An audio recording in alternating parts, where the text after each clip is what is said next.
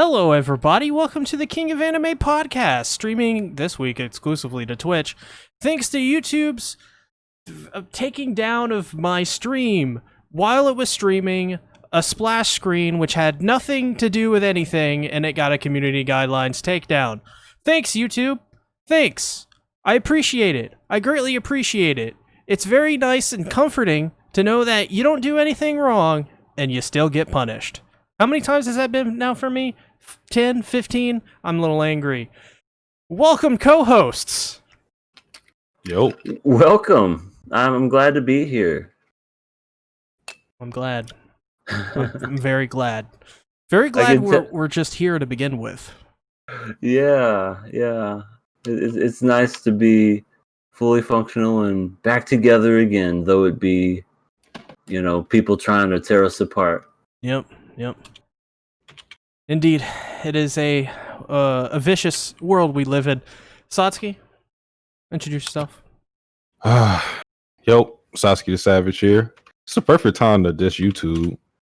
Matter of fact, I haven't revisited that video I did a while back dissing YouTube, so perfect time for that. Time for that. It's always a perfect time to diss YouTube for its shoddy flagging system. Yeah, they can flag you. They can do pretty much anything and everything when it comes to against your channel. But heaven forbid you actually do something that's legit. But all these people that abuse the system, just let it do it. Let it continue. Yeah. And nothing's changed. I quit YouTube 4 or 5 years ago, and I come back and nothing's changed. What does that tell you? Well, YouTube is YouTube, but ReZero is ReZero. So let's talk about ReZero Season 2, Episode 2. Of course, I've already read Arc 4. I've already technically seen all there is to be seen about ReZero Season 2. So what did you guys think about this episode? It was very, a lot of very story driven, very talky. Everyone's trying to, get to a certain goal and whatnot. And at the end, we are introduced to someone that everyone's been talking about this whole time, and I still know nothing about her. Not yet, anyway. I figured that's the next episode. I'll get to know what she's all about. Oh, absolutely. So, yeah, it's interesting nonetheless to see what's going to happen. I'm curious for sure. Jumping way ahead, but I screamed when Echidna came on screen, and I too, just like EA, know nothing about her. But it's not only the hype behind her that makes me think that I will like her. It's just her design and her, I guess you can say, demeanor. It looks like a character. She looks like a character I would really, really enjoy.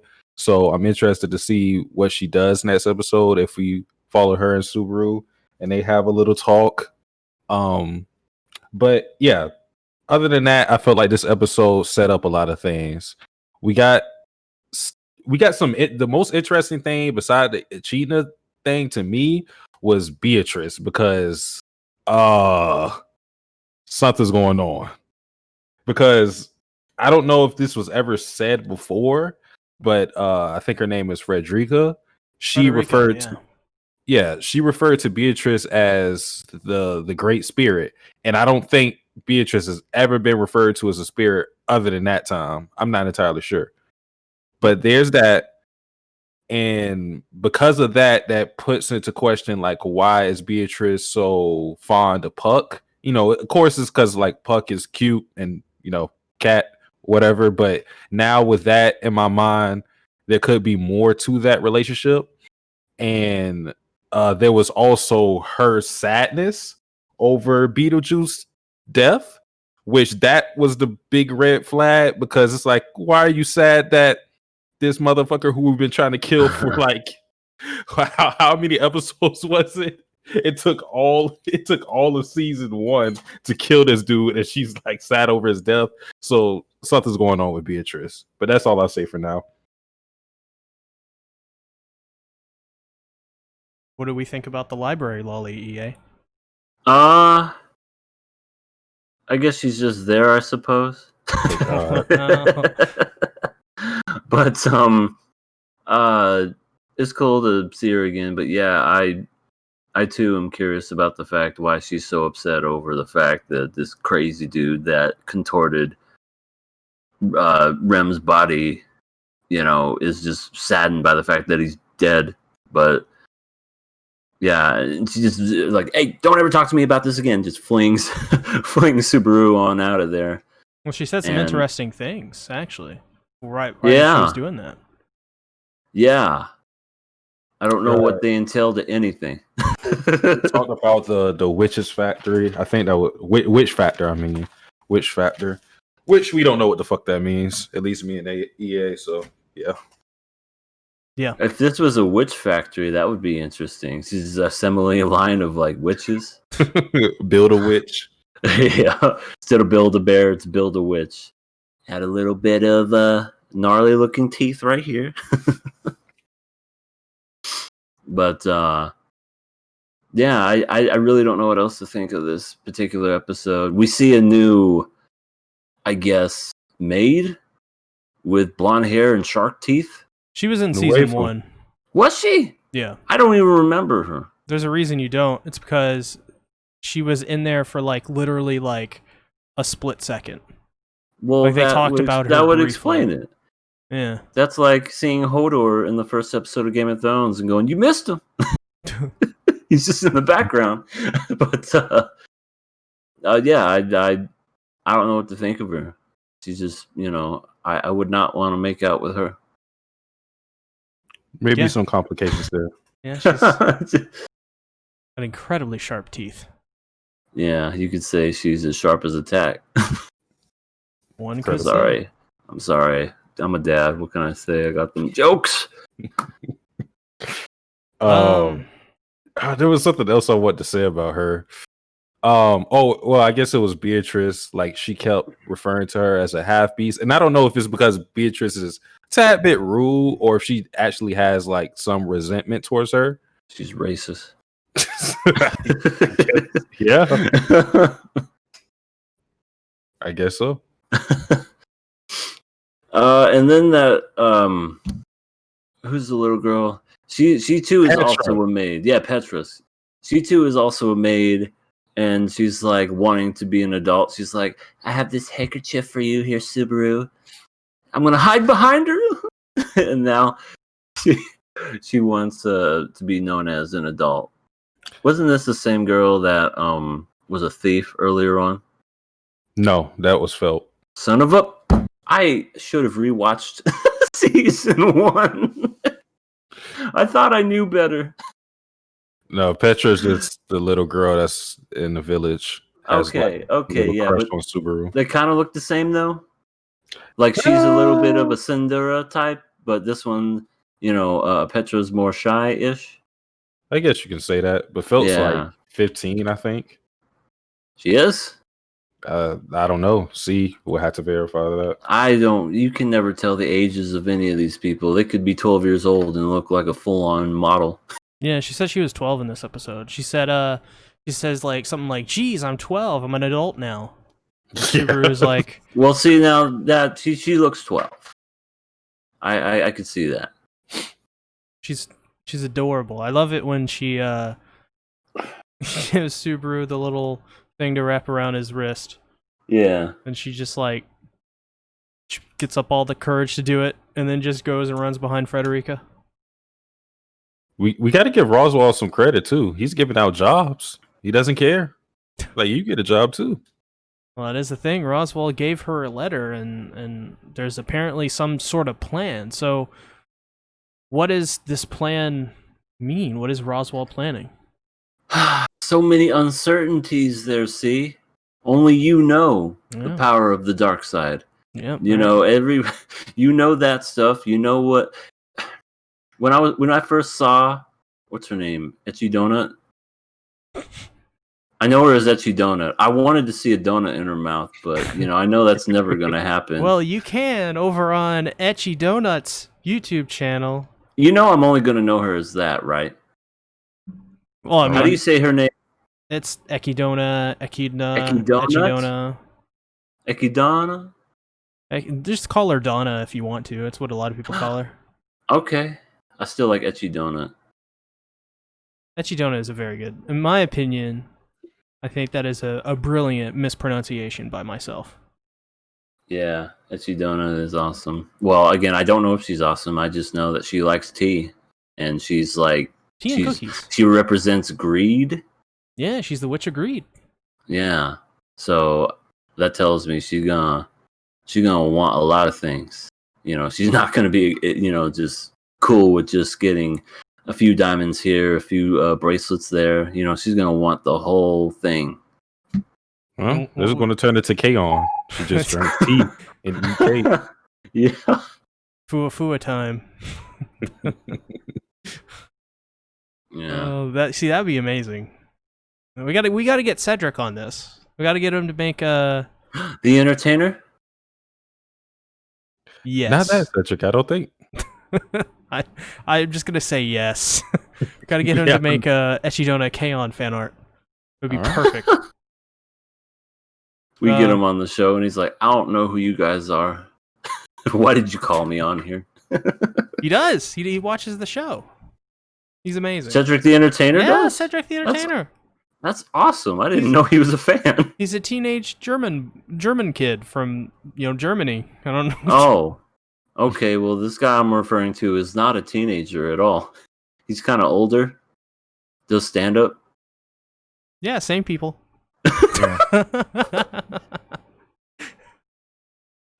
So there's some things you guys haven't talked about yet, and I'm very surprised you haven't. Hold Frederica. Oh, continue. No, I was trying to think of what else I could have missed. Oh, there's a lot. There's a lot. Oh, yeah. The fact that she passes out and the light's glowing and Puck's not there. Yeah, well, that's definitely one of them. Puck. Yeah, seemingly Puck's just not showing up right now, which is very strange. Puck don't give a fuck.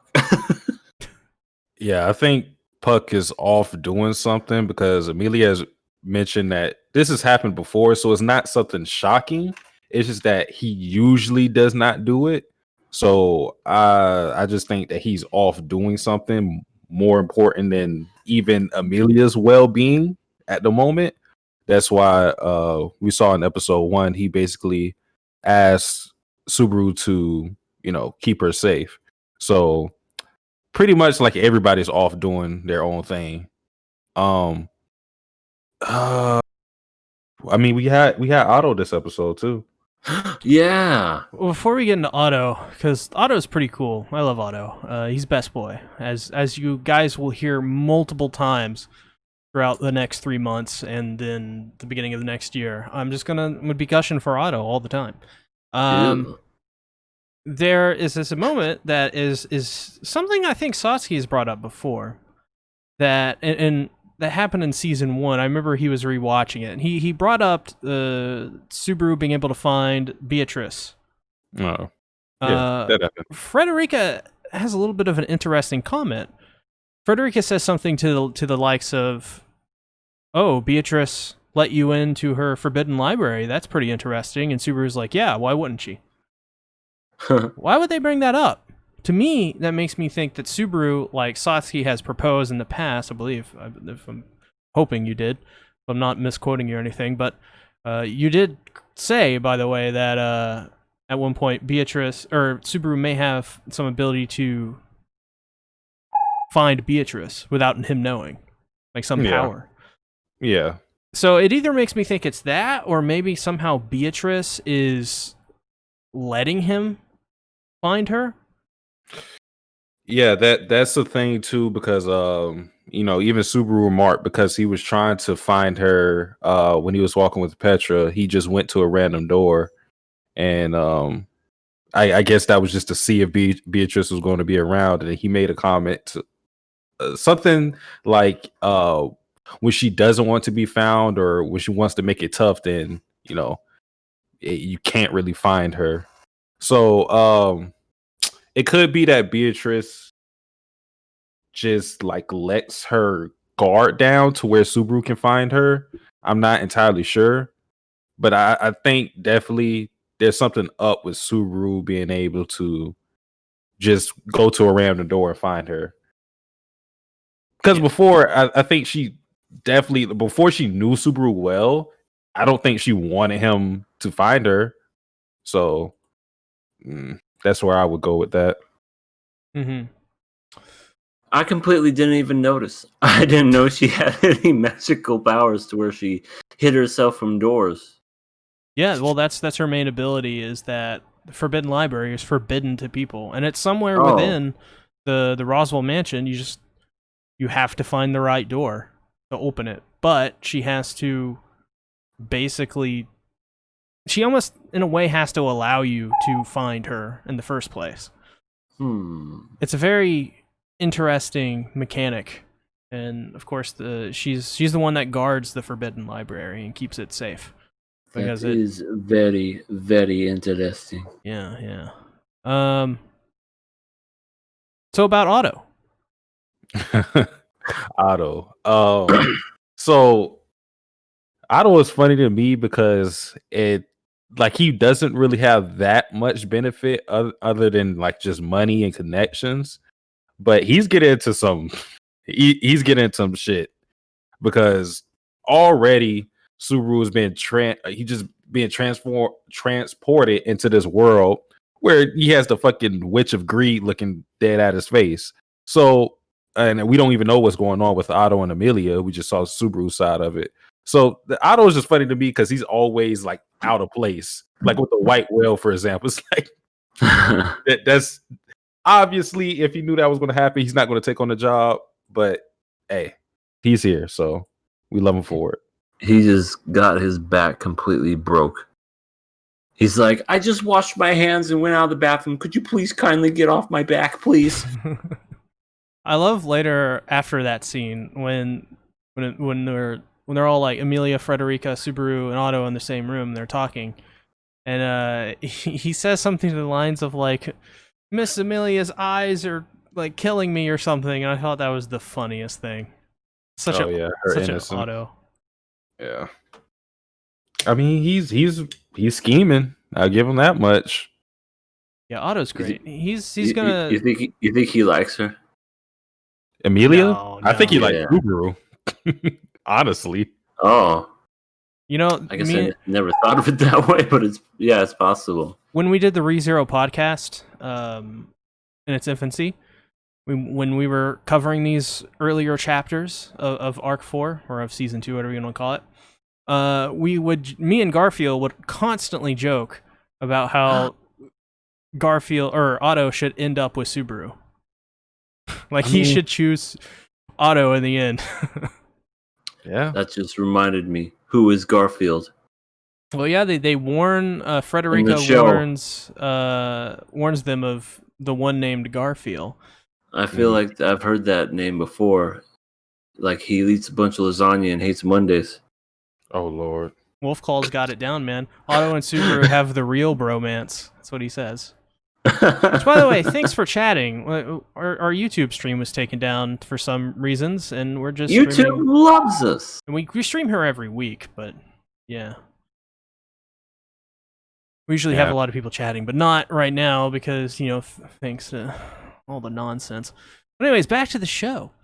There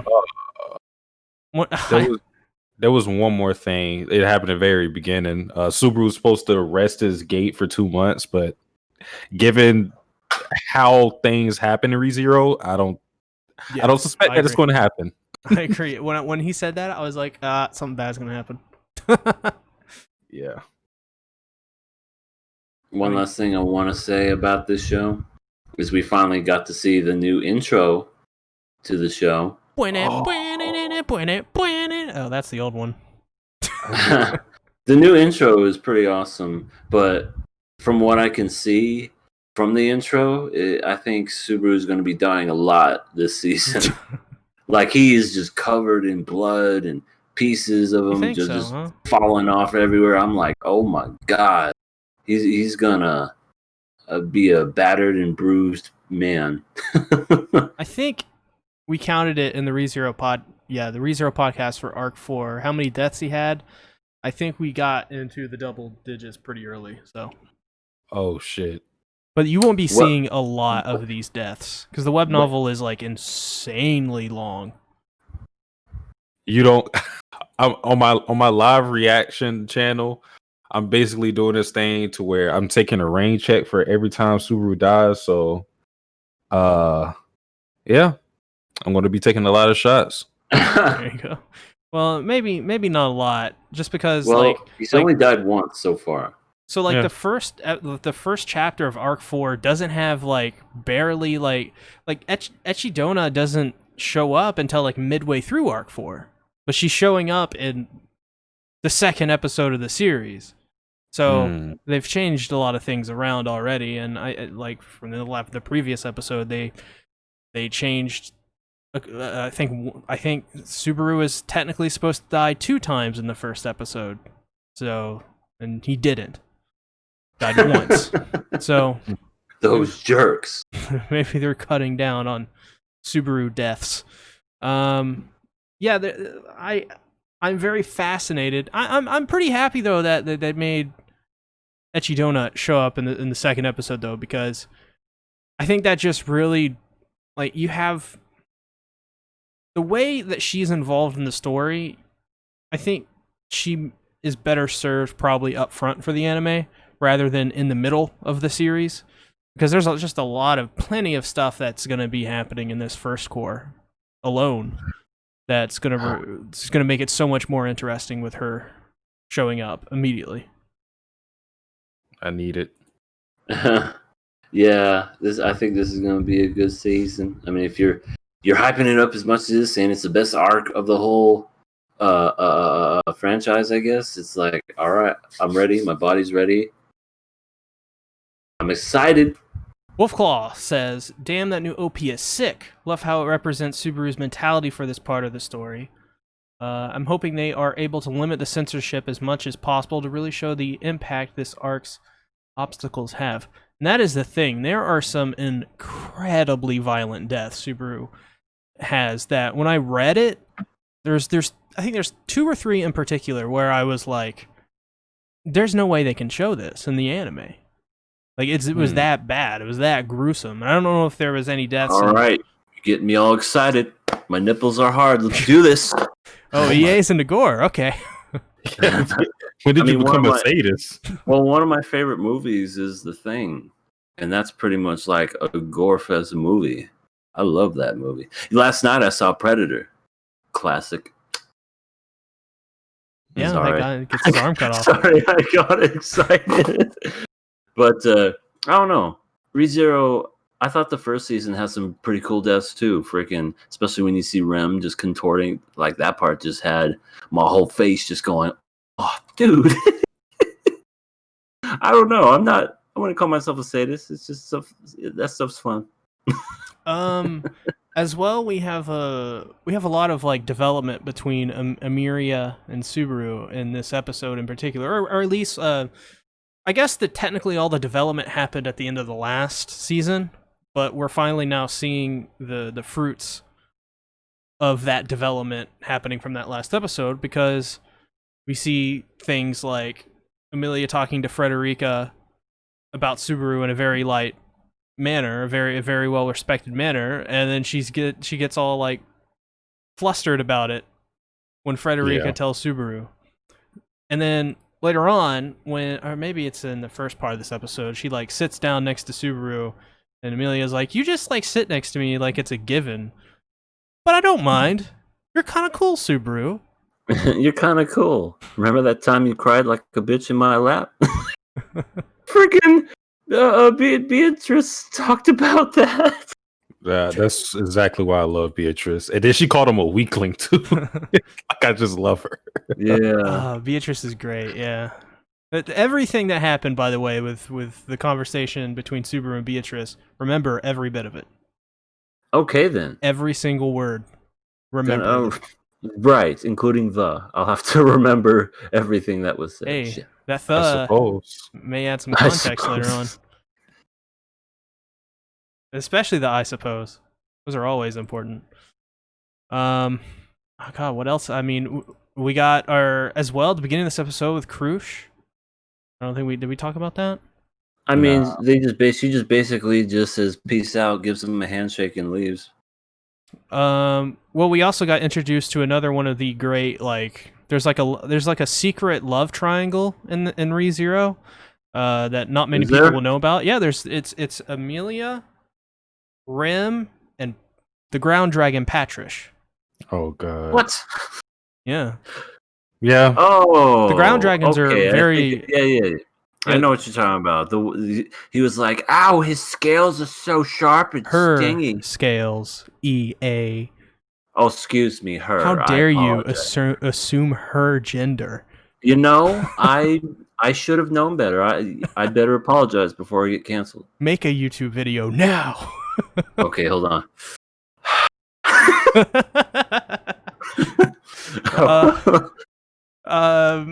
Yeah, so Patrish, she really does like Subaru.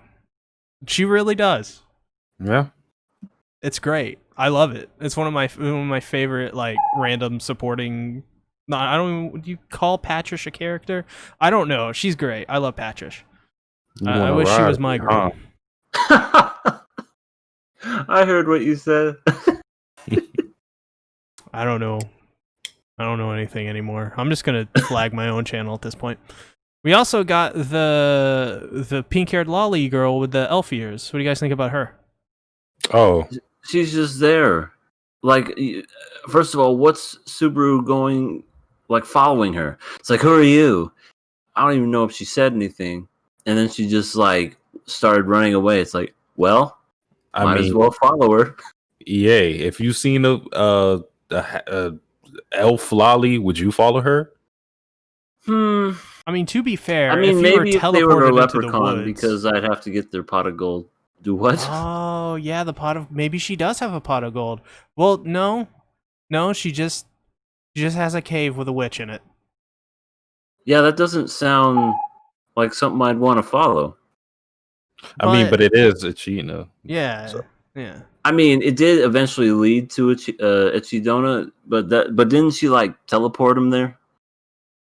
It'll be explained how that works next episode. I don't know what happened. Freaking Amelia passes out. He gets transformed to someplace. Cats loving dogs. Everything's going crazy.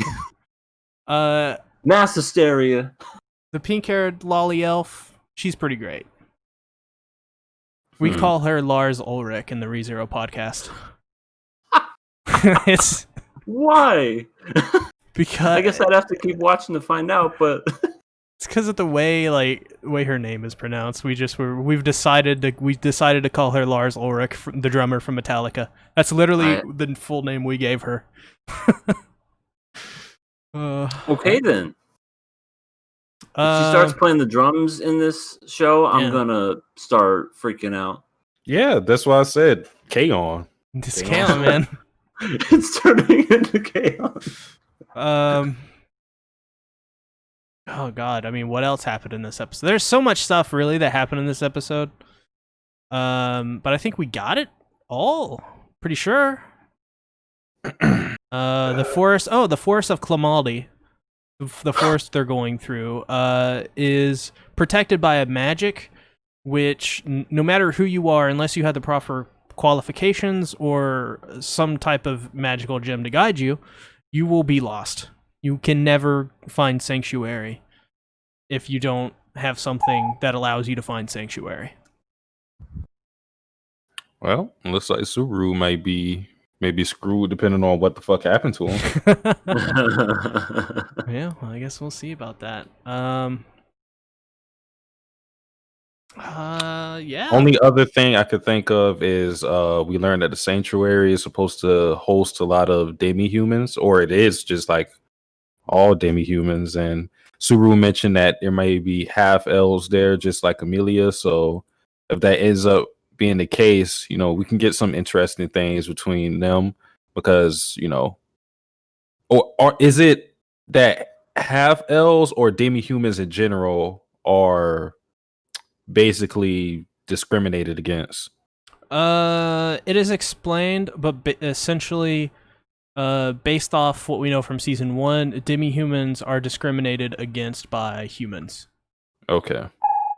And So yeah, there could be some interesting things with that, with them and Amelia. Oh, also what do you guys think the gym itself did, or its purpose would be if Amelia didn't take it off, or I guess if Subaru didn't take it off for her? What did the gem do? Maybe transport her? That's what I was thinking, because it transported him. Yeah, because I have no clue why. I think the issue is we don't know why Subaru transported. We don't know if it was the will of somebody else or if it was the gym itself. Could have been complete happenstance. Yeah, we don't know. I know nothing. As well, Subaru calls Amelia manly, which is a interesting tactic, to say the least. Yeah, that's She's sexist. she's like, I'll protect you, Subaru. It's fine. And Subaru's like, you're so manly. Like he's impressed. He's not really good at this flirting shit. Yeah, but he's kind of landed her at this point. It's working. It's working, so all right. Yeah, I mean, if it works, it works, you know. I mean, Subaru needs to make a how to get a girl by crying and sobbing. You know, I think that would sell really well. and then like an asterisk, also dying repeatedly for her sake and her sake alone. Right. Even though you happen to like some other girls along the way and they like you, just don't like them even though you like them, but then like Amelia.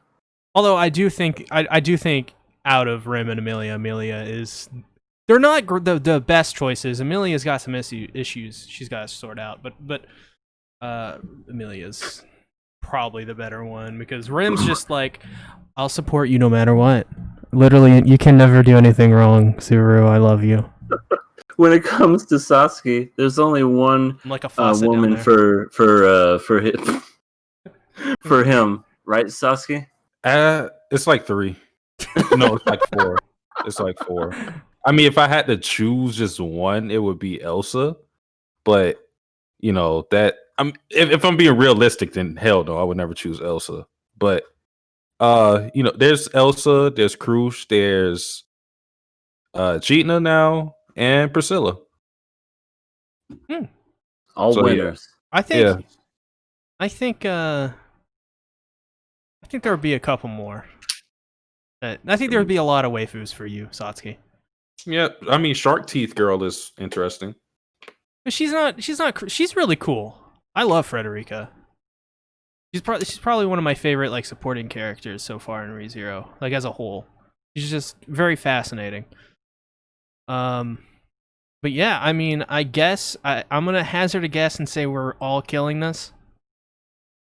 I mean, if we're talking about YouTube, yeah, kill it. We may go Twitch exclusive from now on. It'll be fun. I have to build everything back up again, but yeah, it's whatever. Damn, you're about to get your play button too. Yeah, man. I was only. Let's see. I don't know how much is it. 100,000? I think it's. Yeah, we're only like more than 90,000 away. A bronze version of it by getting 10,000. Just a piece of bronze. Yep, it's like bronze. There is your 10,000 subs. Tink. You're welcome. Congratulations, you subscriber YouTuber person. You suck. You suck. Always remember that. Oh, so yeah, I'm passing this. This is a fantastic episode. I thought this was better than the premiere episode. I thought this was better than, just as good as the last episode of season 1 as well. So much stuff. Yeah. I think what this, like I said, this set up a lot of things, but just from like me and EA's perspective, we're getting a lot of information that's not going to make sense now. But like once we look at the series in retrospect, I don't know how long it's going to take. Maybe it'll take just like for this first core to finish, but like once we look back, the information that we get is going to be vital to the series. Yep. Yeah. Remember what Biko said? Yeah, I'm sure that's what's going to happen. All the pieces will start coming together. Because I'm just like, I don't even know. what's going on, but I'm excited. Let's talk about. Wait, did we all pass it? Yeah. Okay, I think so. Yeah, good enough. Okay. Making sure. Next up, we gotta talk about the god of. I was trying to think of a segue, but I guess the god of high school. Let's talk about that. Yay! Snaps. Let's do it. Yeah. Who wants to start first? Yeah, I would say who wants to talk about it? Yeah, I'll go. Okay, so basically, I'll just get into my dislike with this episode first. They basically skipped the prelims completely, so I don't see why that was even important for us to be introduced to. They could have literally just had us in this tournament now, and nothing much would have changed. The only thing that we basically learned with the prelims is the fighting styles, I guess you can say.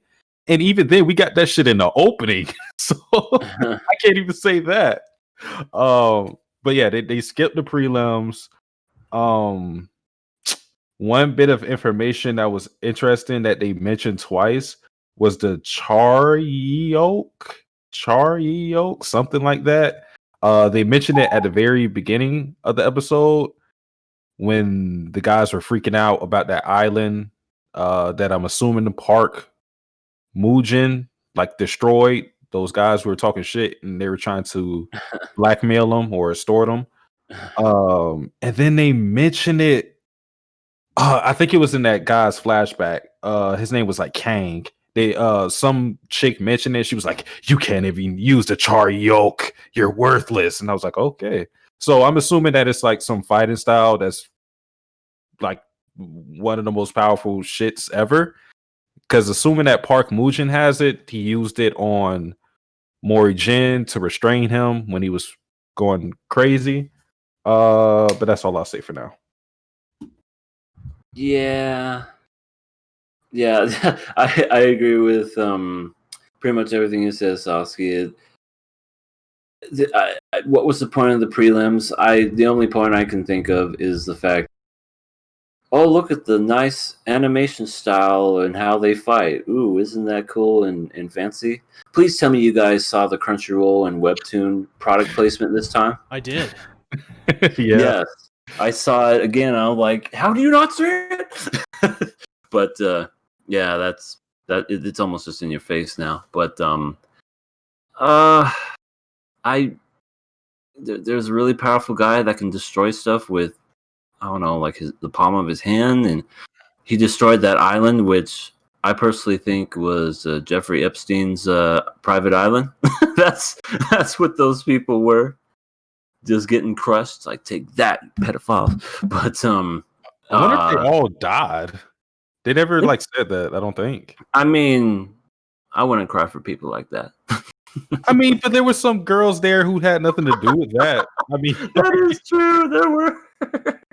They were just serving drinks, and then they die. I'm sorry, I don't mean to laugh, but I don't know. I mean, I guess we kind of got some backstory. Like, everyone has a means to why they fight, except for the main character. We really don't know much about him. We know why the girl does it, because she wants to keep this dojo going with the same fighting sword art style, whatever. The other guy, he's doing it for money, probably for a parent or something. Main guy, still don't know much, but I guess he got his ass disqualified. I don't even know why he did that. You know, he should have just minded his own business and just let the other guy just keep fighting. But no, let's get in there and get disqualified for no reason. Yeah. I thought that was a complete waste of, like, you fought all your way to get there, and then you're gonna go ahead and ruin it. Okay. I definitely want to talk about that in more detail later. Yeah, but I just that was painful. But hey, the art and animation style looked nice again. Still, yeah, it was still nice looking, but there's still not really much of a story when it comes to this show. To be honest, there's things going on, and then there's fighting, and then there's something to do with the cult. I'm guessing. I don't know. Yeah, I don't really like this anime, you guys. Oh no. This just does not interest me. I'm just watching it and I'm like, okay, things are happening. There's not really much story or context in this show for me, honestly. But it is not as interesting as I would have hoped it would be, and that is quite a shame, to be honest. I mean, yeah, the animation is cool, and I'm being yelled at. Give me a second. Uh-oh. All right. I'll say why I think this show isn't being successful right now. I can't speak for C. It's just what I feel with the fights, because this show is, like I said, for our first podcast. From what I've been hearing, this show is predicated, like, is the value of this series is based on this fights. And I think where it fails, at least from just the 2 episodes we watched. So I'm not saying that this is what the show will be in its totality. I'm just saying what I've seen. It doesn't have everything you need to make a fight great, because everything that makes a fight great isn't always just how it looks, how cool it looks, the choreography. It's like what you put into the emotion. You have to be invested in the fight. And I think there's a couple of different ways to do that. You can have fights to where there's history behind it, like these 2 characters have fought before, and this, is it just puts a lot of value in it. It could be something where it's a battle of themes. Like a common one that people like to do is the prodigy versus the hard worker. There's different ways to make you really engrossed in a fight. And I think so far it has not done that, because at least the fights that we focused on so far, they haven't done it with the main 3 characters. They really, this guy Kang, the guy who restrains his arms, he's been the most focused on when it comes to fighting. And they gave him a little backstory or whatever, but it didn't like really, at least for me, it didn't hit. It was like, all right. It seems like he has like some inferiority complex a little bit, because he wanted the other guy to apologize, and it seems like he is projecting because he felt weak. So, but like I said, like when it comes to his fights, they're just fights. We're just seeing people beat each other up, which, I mean, it was funny, it was entertaining for sure. Like the funniest part of the episode came when he literally kept swinging with one right hand the entire time and was still beating the hell out of the other guy. That was funny as hell to me. And then he like slapped him too. Yeah, he just kept repeatedly slapping him. Say you're sorry. Say you're sorry. Giving him some backhands. Yeah, so I mean, it was entertaining. So it is what it is there. But I mean, I might as well bring this point up since we're here. I didn't like the fact that Morgan stepped in. Me neither. And it's not only because, like, I mean, I get it. If he's like a self-righteous guy, cool. We didn't really learn that until, I guess, now. But it's just like the referees are so incompetent. Like, how do you let this dude step in the ring? Because he stepped in the ring and he stood there for a while too. And they did nothing until he basically beat the guy's ass. So like, what are you guys doing? What are you guys doing? Yeah, there's not really any kind of ref, I noticed. It's kind of like Dragon Ball, where they have tournaments and the announcer is both the announcer and the ref for some reason. Yeah, they gotta fix that up, because if I'm seeing like Super Saiyan that people using Kamehamehas, I think we gotta step up security a little. A tad bit, because I don't think I'll be able to stop that. I mean, shit, Vegeta destroyed half of the stadium once. Oh my god. Yeah, he killed half of the stadium and the people that were actually in there. And yeah, Bulma still stayed with him. I give her props for staying with him after. Well, I mean, he's probably packing some major heat.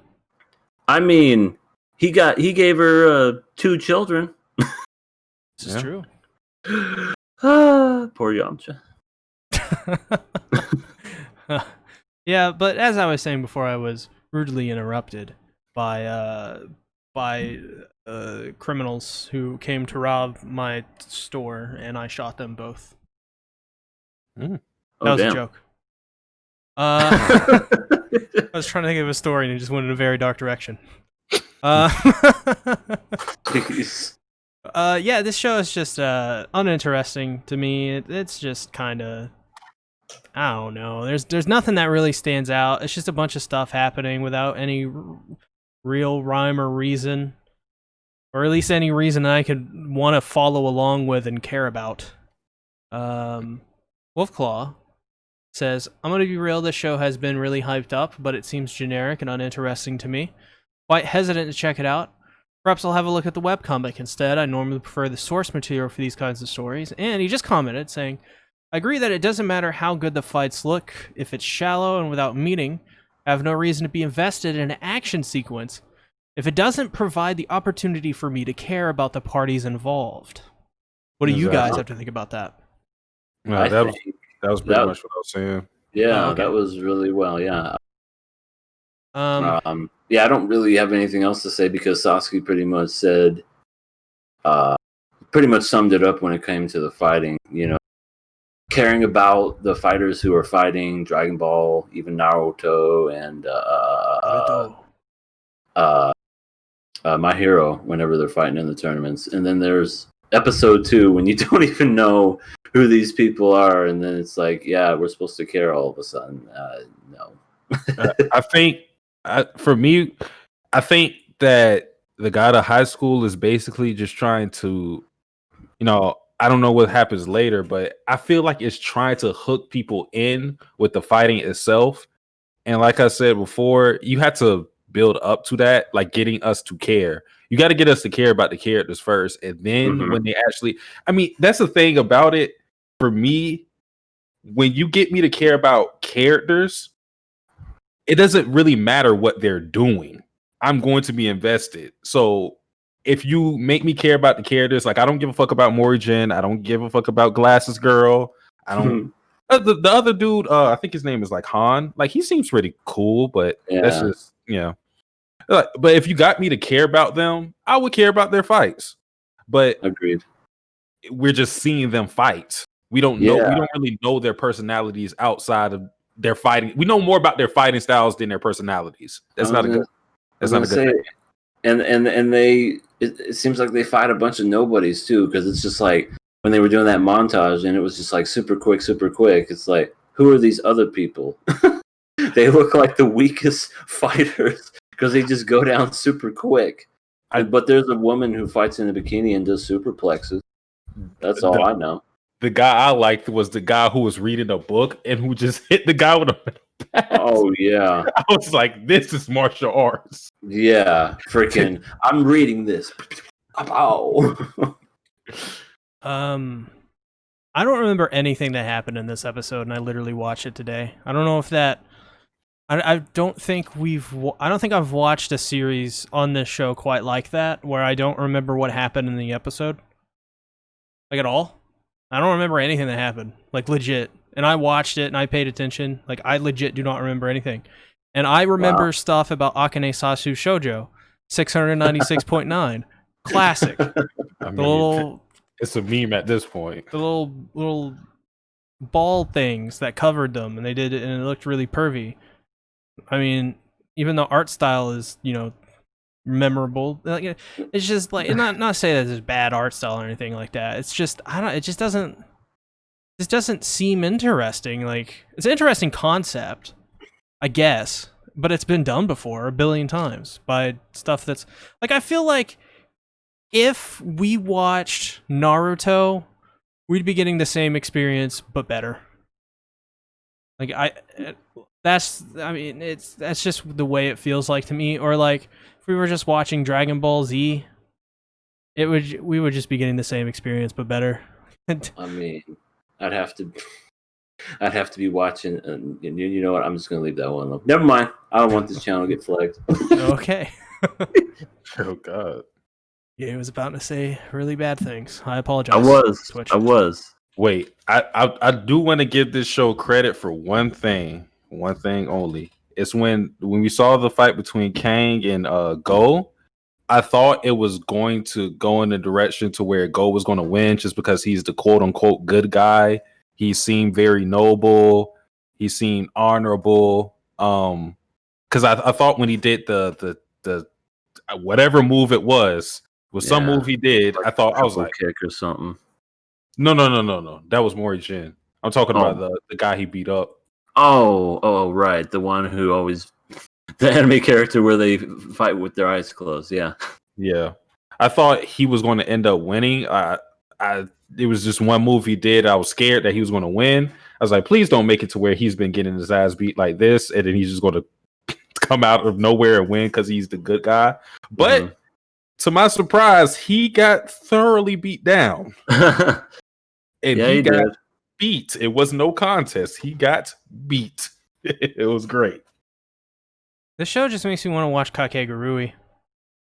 Yes, me you too. You want to watch that anyways. Yeah, anytime, any week. If we end up killing this show, and we have time, oh shit, would not be mad if we would just started watching Kakegurui every week.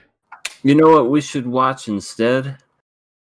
A show that revolves around fighting, but the characters are actually interesting. Keijo. Oh. Dude, Keijo's pretty freaking awesome.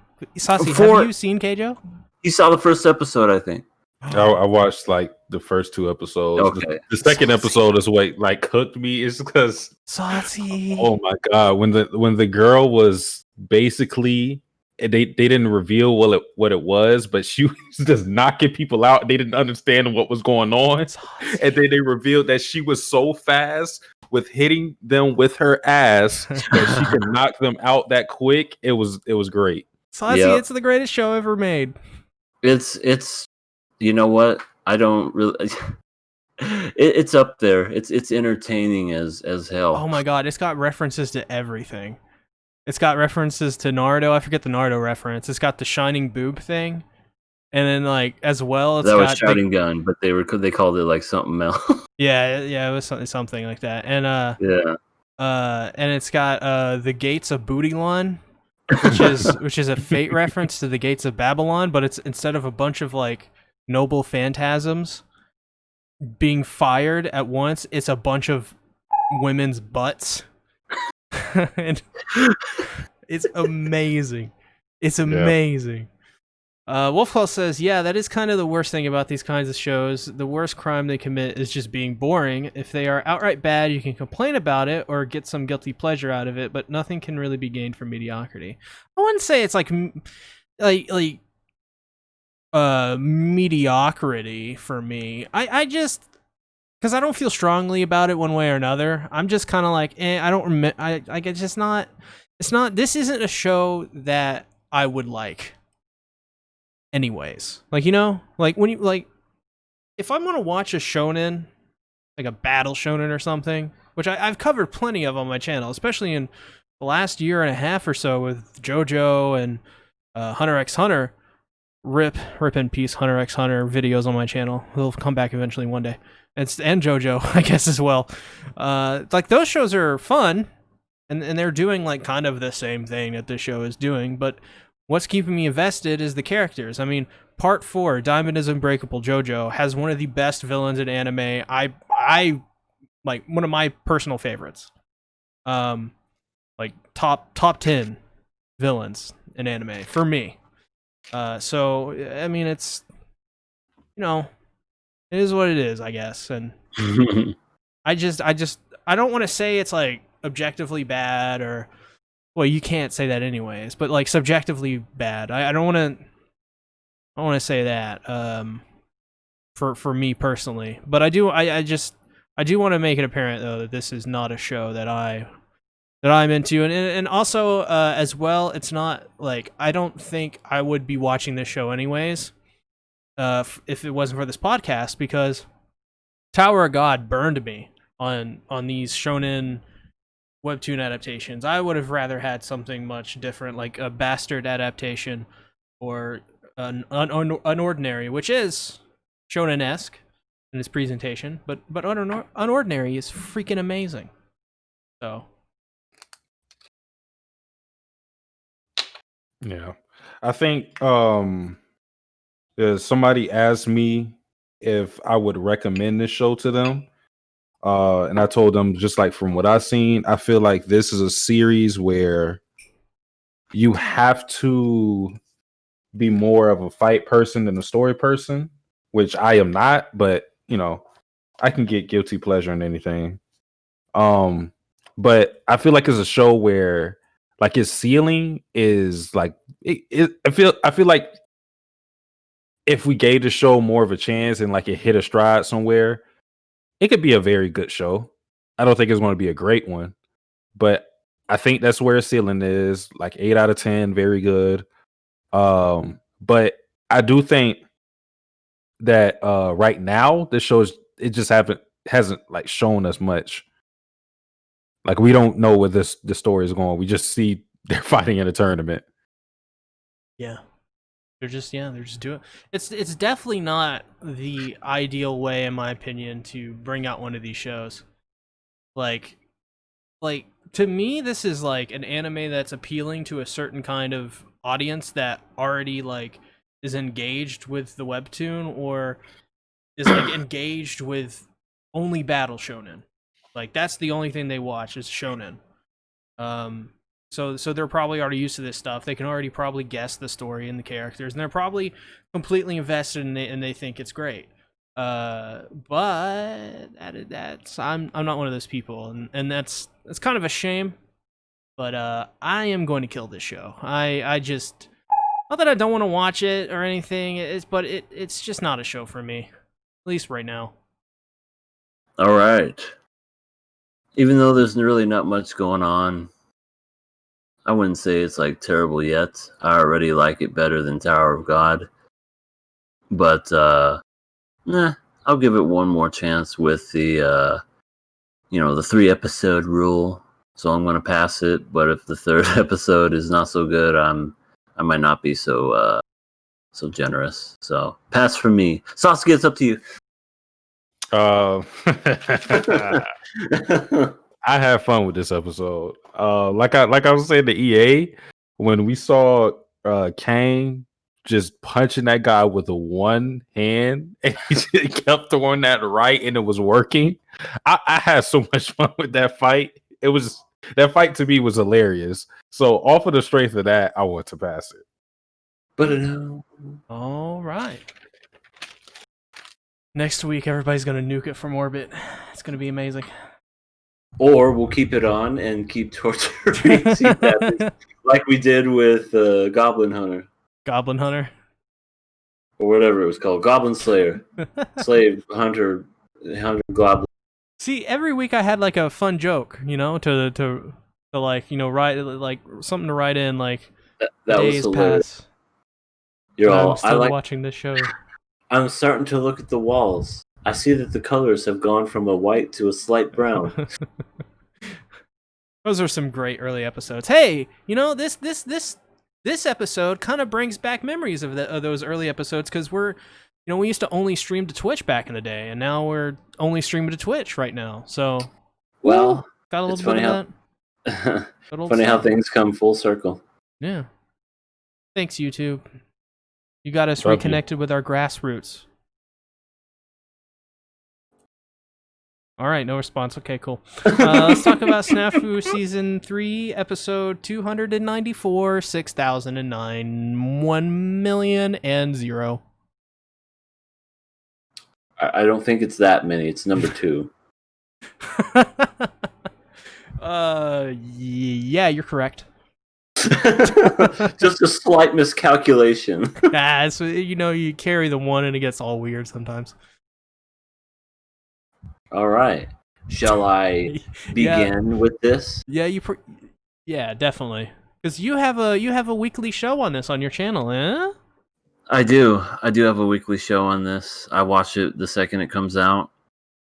You know, This one other came people out early. want to. Apparently, it was supposed to come out on Thursdays already, but it got delayed. Oh, Whatever. I don't know. Anyway, okay, Snafu season 3, episode 2.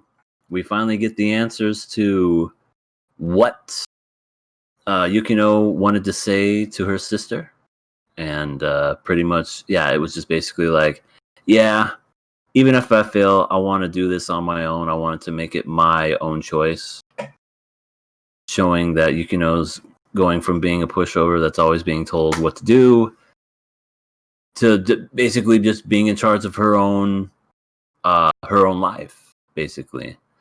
So we go from there. There's some conversation that happens. We can go more in depth, you know, with a open table discussion.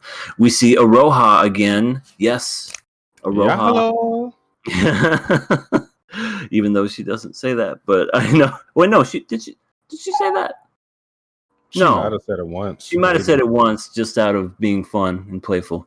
But she's like, "Hey guys, I want to have a prom so that I can be prom queen." And everybody was just like, "Yeah, I don't know." And she just basically was like, "I have to have this happen. You cannot take this from me. This is my baby." that's literally how she sounded too. It was amazing. And Yukino was just like giving her the third degree, basically like, "What do you want this?" "Well, you know, it's because no. Come on, quit being around the bush. Tell us why you really want it." "Well, are you doing this for yourself or someone else?" And she just kind of goes with a dramatic pause and goes, "For me, of course." And I call bullshit, but she's just like, "Okay, let's get it done." And just out of that, you know, she gets super happy. We get Iroha hugging Yukino, and she's like pushing her off, like, "Get the fuck off me." She's squishing her face. We eventually get her calling her Yukino senpai, which was the first. We then come back to a flashback because we see Yui's kind of acting weird the whole episode, and boy, is it a doozy by the end of the episode. You know, she's in. It flashes back to when Yukino's packing up to leave her house because she's pretty much expecting the worst. Yui, like a creep, goes through her stuff. I mean, that's her stuff. I mean, I get it. It's like, oh, cute little teddy bear. Oh, what's this behind? Could it be meth? What is this? It looks like it could be pictures. She thought against it a little bit. She was just like, maybe I shouldn't. But something in her told her, I have to see this. And what we see, ladies and gentlemen, is her with a picture of basically, it was what, season 2, episode 9, when they went to that amusement park of Yukino and Hachiman going down Splash Mountain, and she is not holding his hand, but doing that whole thing, just holding his coat, and she has a picture right there on her bed of them both together. That's like almost holding hands in public territory. Yeah. That's like that's basically wanting to hold hands, but not quite getting there. Yeah. What did the show rated? They're holding hands? Not quite. They're almost there. Oh my god. That's like So it ends with such a beautiful, just absolutely beautiful quote from Yui, and just look on her face of mixture of terror, of fear, of shock, choking back tears because she doesn't want to start crying right in her room. You know, you don't want to basically just like be like, yeah, I'm totally fine, allergies. But yeah, she basically says, I've always been there at the doorstep. I've done nothing but peek through. I've gazed, but I never went through it. Basically signifying that she's had her chances with Hachiman, and she feels like she can't get herself to to go that extra step because she's afraid of what would happen if she was to mess that up. She's happy with the way things are right now, but she's very naive to think that things will always stay the same. So that's why she says, I was I was a fool for thinking that things would stay the same, but this is why I didn't want anything genuine, which is a callback to season 2, episode 8, where Hachiman says he wanted something genuine. He wanted the real thing, she didn't. And I thought that was so beautiful. I think you're beautiful, EA. Oh, thanks. I look in the mirror and I see myself every day. I think the same thing. Fine, we all have an ego and some.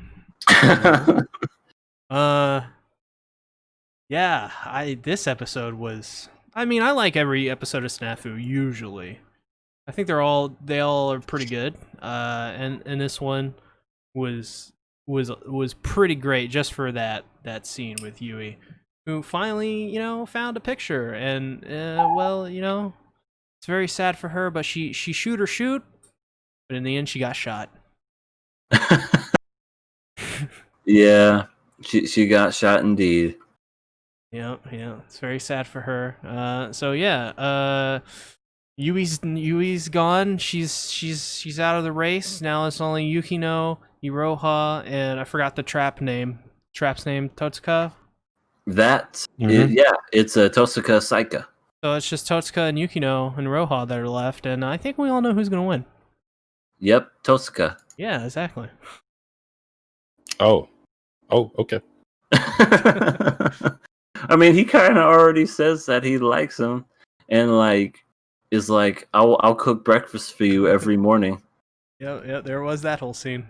One of my friends, great friend of the show, I guess, and we'll be doing a future video with her, with Satsuki as well. We'll be in it, hopefully, on Kakegurui Twin, whenever that happens. Her first reaction to this was hilarious. She was like, "Oh, I think we all know who Hachiman likes," and I'm like, "You have no idea." It was great. But yeah, I actually kind of wanted Yui to think, "Oh, now I don't have I want it to be revealed that Yui was trying to get along with Yukino the whole time, so Yuri could play out, but Yuri didn't happen. He just has to give up on that. I mean, there's still a chance. Just because Hachiman doesn't accept her doesn't mean Yukino can't. Don't do that. Don't give me hope. I mean, there's also Iroha. Yeah, she now adores her senpai. Senpai. Senpai. Yamate. The most interesting thing that happened in the episode to me, other than the Yui stuff, was the conversation between Haruno and Hachiman. Yep. And granted, I hate Haruno. I really do. But I have to say she was spitting in this episode. She said something to where she said two things that were interesting. She said she basically said like adults basically give up on things. Mm-hmm. And she was talking about it doesn't matter if she'll support Yukino because whether or not she does so, she'll have to give up on it. So it's just like her perspective is really jaded. It just seems like she's been beat up, by her mother, possibly because from what she said, her mother is someone who is very stuck in her beliefs. So it's just something that if her mother says something, everybody has to follow suit, and there's no wiggle room or negotiation. You just have to accept it. But for things to work out in the series in a positive manner, Yukino has to break the mold. So yeah, there's that. And she basically brung Hachiman into this space where she was saying like, you and me are both people who can't get drunk. And it's a metaphor that's left up to interpretation because she didn't really specify what that meant. Yeah. But for me, what I thought it meant was that they are people who can't really get passionate about things, at least the way other people do. Like, because she said that even when she is drunk or whatever, there's always a part of her that is calm, and she basically like sees herself acting in a way and, you know, recognizes that's not her. And I felt like that was just her saying, you know, I can't be too invested in things, because with her outlook on things, she always basically reels it back in, and that's kind of how Hachiman is. Very good, very good. Yeah, I thought that was up for interpretation as well, because I'm just kind of like, it wasn't really a solid like this is what it means, and I think my interpretation of it was people that can't get drunk are people that are maybe numb to certain situations, because whenever you drink, you tend to drink to forget about things that happened in the past versus I don't know, like drinking for fun. Some people drink to forget, and maybe it's just one of those things like no matter how many times you try to forget something, it'll always remain there. Yeah, but who knows? Maybe we'll find out the true definition later. Yeah, just like Violet Evergarden when she trying to figure out what the phrase "I love you" meant. Maybe one day we'll figure out what does it mean to get drunk but not really get drunk. You know, a good way to tell her about what it means is to sing that one song. Skillamarinky dinky dink, skillamarinky doo. Oh my god. I love you. But then she'd just be like, Skillamarinky dink. but then she would just be like, what does that mean though? Yeah, I'd be like, you're not listening. Skillamarinky dink. Oh my gosh. She probably like, I don't know. She's got PTSD. You might not want to do that around her. She may like rip your arm off. She's fine. She's also like a kid, so what? Yeah. Are we gonna have to do EA math again? Yeah, we're gonna. She's like 15. But so she's how old is the voice actor? Late 20s, early 30s. All right, let's add this up. Oh my god. She's 25. Oh god damn it. Wolfclaw says yeah, she is like 14. We should talk about Violet Evergarden one day on this show. It'd be quite fun. All right, nobody wants to talk about Violet Evergarden on this show. Well, I mean, you told me all kinds of things about it. Yeah. It's got I know shit about it. So got Sabathon. Saber's cool. I like green better. A lot of people do. There was also something, and it was like a small moment, but I thought it was just a way of basically showing off like the different personalities of Hachiman and Yui. And it's when Yui offered to help Yukino move, and you know, Yukino's like, no, I wouldn't burden you with that task. And Yui's way of excusing it was basically saying, you know, I like organizing things, which, you know, that may not be entirely true, but it just shows you like Yukino's the type, or Yui is the type of person to try to make you feel better about things, and, you know, make you feel like you don't need to, you know, feel worried about bothering her with a task like that.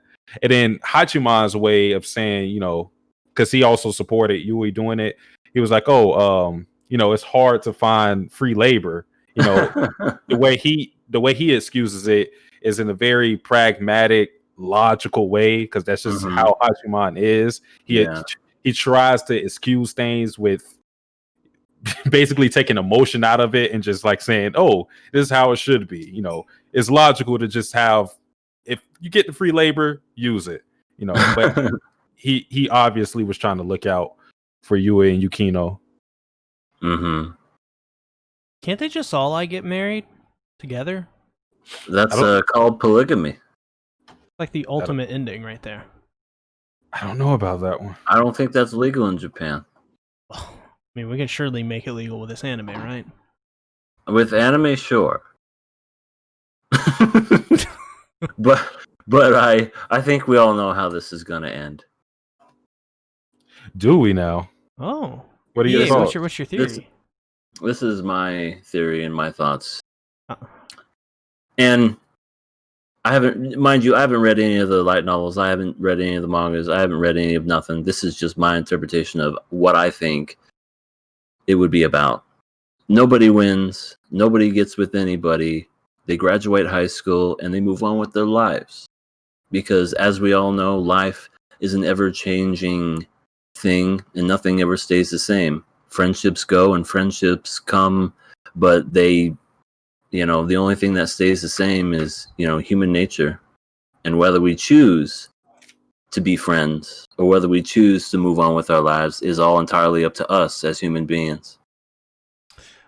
Life is a stage and we are merely players, performers, pretty much, and portrayers. I mean, but that's personally what I think. I could be totally wrong, but I think that would be, I don't know, for an anime, the ultimate ending, because I don't know, what do we get? Animes where all they have to do is walk through a fucking door and everything's great? Give me a break. Whoa, let's not talk about a Silent Voices ending like that, EA. Ugh, I'm sorry. I mean, it's a great show or great manga and a good story. I haven't seen the movie, but I bet the movie's good, just me leaving out a whole bunch of stuff. But in my honest opinion, I hated the ending. You know what? I hate EA. Me? I hate you. I hate this show. I quit. It's just you and me, Satsuki.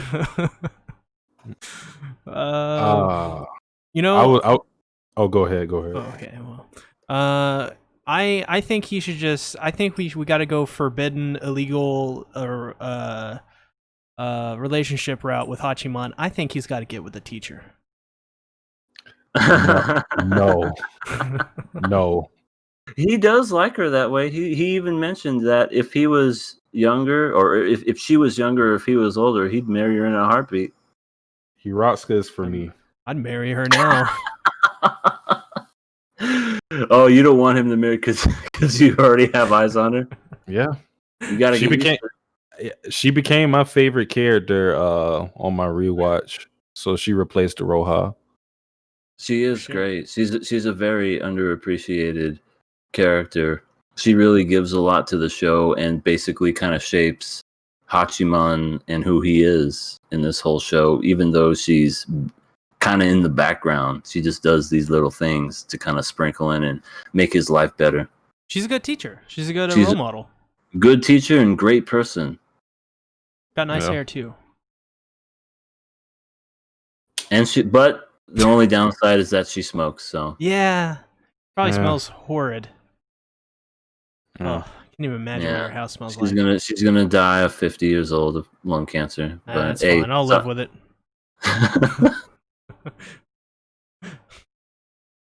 we can get her.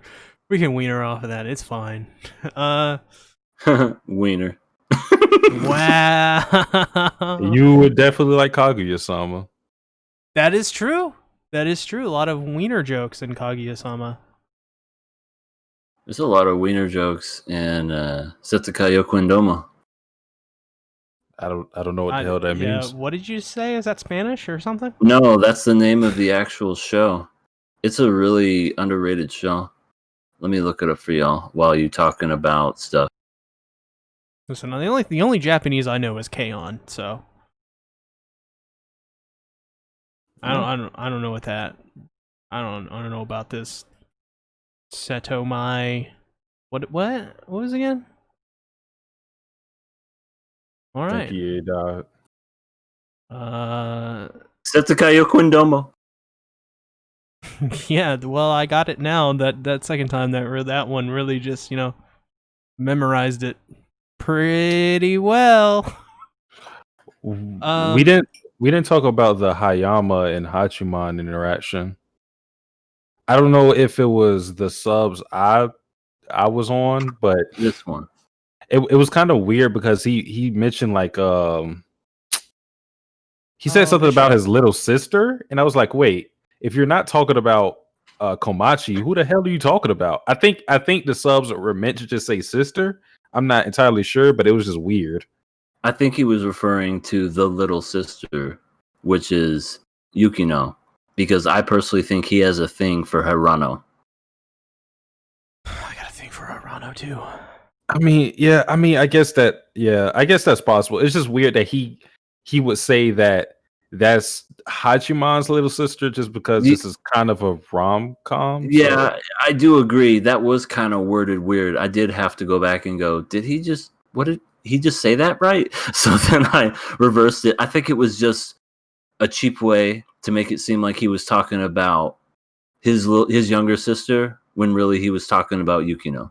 That's what I think it was, which is stupid in my opinion.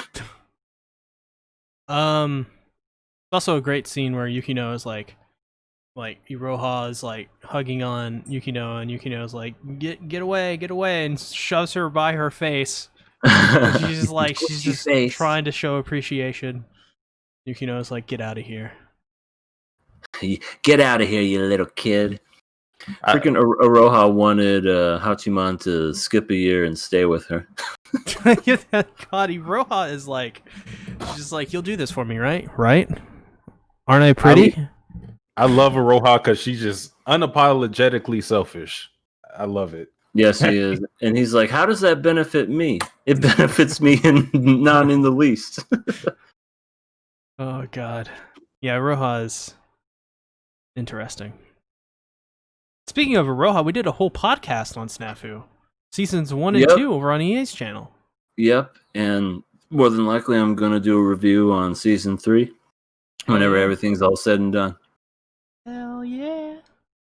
There's going to be like no shows next season, so we may just do a rewatch. Rewatch it again.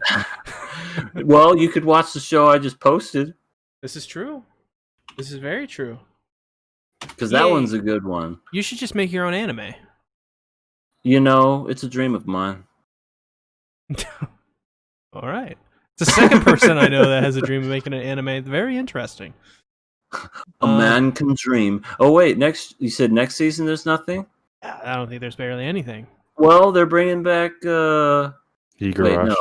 Yeah. Wait. Yeah. Higurashi? Yep.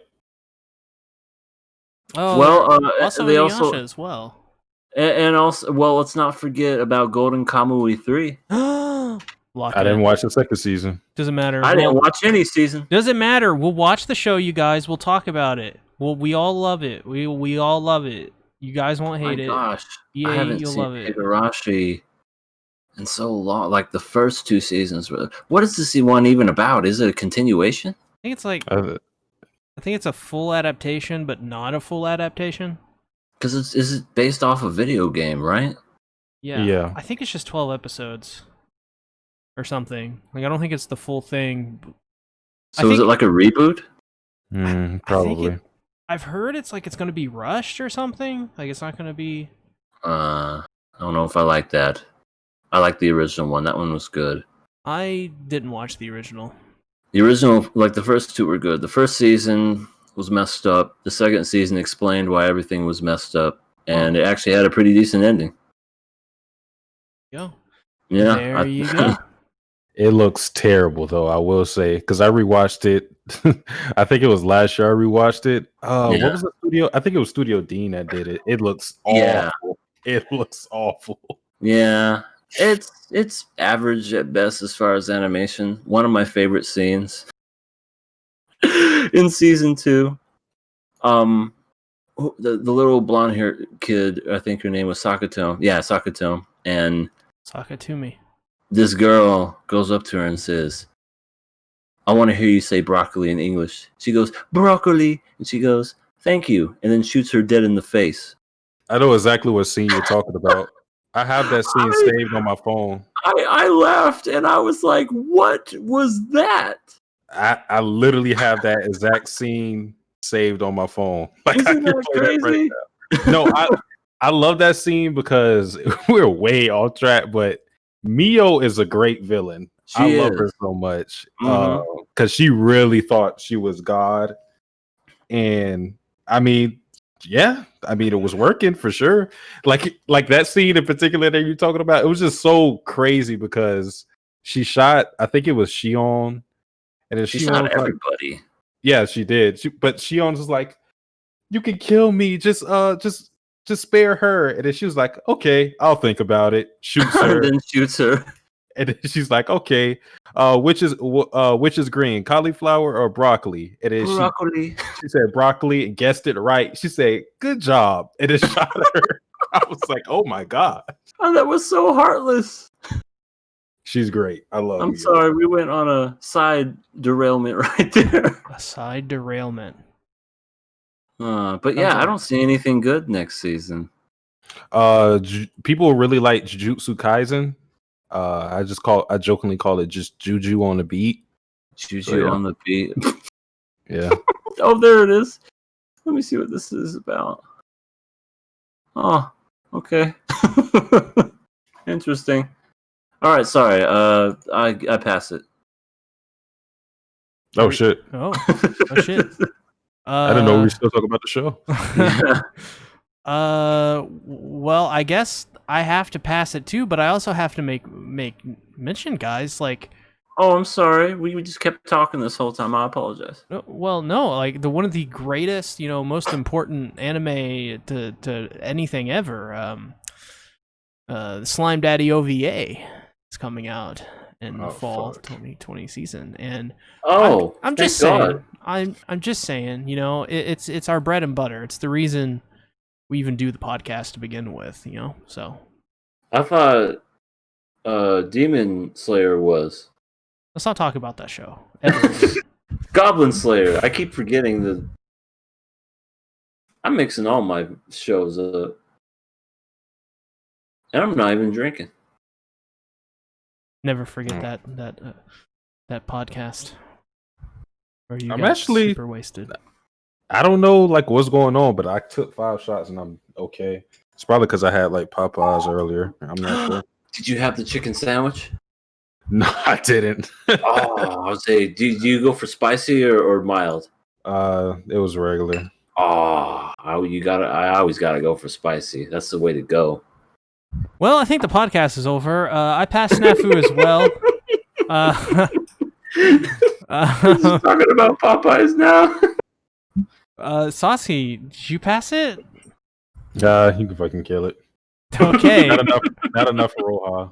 All right, 1 kill for not enough, Sensei. All right, senpai. Yeah, that was the 58th episode of the King of Anime podcast. Hopefully next week it'll actually be live on YouTube. Thanks, YouTube, for your false flagging. Yeah. I greatly appreciate it. Every time you screw me over. Yes, I'm frustrated. Fix your system. I understand you're also, it's COVID makes it really hard, so sorry about that. But also still, take some time. Maybe, this SeaTactics guy, you've accidentally terminated his account for 3 times. Maybe he's not doing anything wrong. Maybe. Wait, your account is terminated? My account, in the past, it's been terminated 3 times. Are you serious? Yeah, I've had the SeaTactics channel terminated a total of literally 3 times. 2 of them happened in the span of 30 days. My God. That's horrible. Thank you, Wolfclaw. Yes, love you, Wolfclaw. I think you used to watch the show back when it was only on Twitch. And hey, you know what? If Twitch show starts to take off, I wouldn't be mad to do it just on Twitch again. I'm just saying. Listen, I'm just saying. It's fine, okay? It's fine. Twitch is great. Love you, Twitch. I don't know. Why are we still alive? Thanks, everybody, for watching. EA, where can they find you? You can find me at Everything Animated. Just my channel. I've recently had a surge of subscribers thanks to Echidna and SeaTactics. And Sasuke, I know you have some doings as well. And I've had a nice growth. I'm starting to make more videos. And my goal still is to get to that 1K before the end of the year. You can also find me on me and my girlfriend's channel called the All Elite Couple. Excuse me. You can find me there, and we're slowly getting up there. We'll get there, but join me for some fresh, delicious content where I'll be doing a weekly Rent a Girlfriend podcast with SeaTactics and special guests coming up next Friday. Oh hell yeah! Who could it be? I hope it's Theba. It may rhyme with Kraber. Is it really Saber? I can neither confirm nor deny. Oh shit! I gotta get dressed like for that show. I gotta wear my best. Put some cologne. pants on. Put some pants on. Oh, fuck. Satsi, where can they find you? Find me on my regular channel, Satsuki the Savage. Recently revived my reaction channel, Satsuki the Reactor. That's where I just finished recently JoJo's Bizarre Adventure Part 3, first half. So we're moving on to Battle of Egypt, and I live react to ReZero. So yeah, that's what we're doing there. Yo, go check them out. They're great. They're the sexiest co-hosts of all time. Absolutely. Damn straight. So we'll see you guys next week, hopefully live on YouTube. Thanks for watching, everybody. Bye-bye. Peace. Later.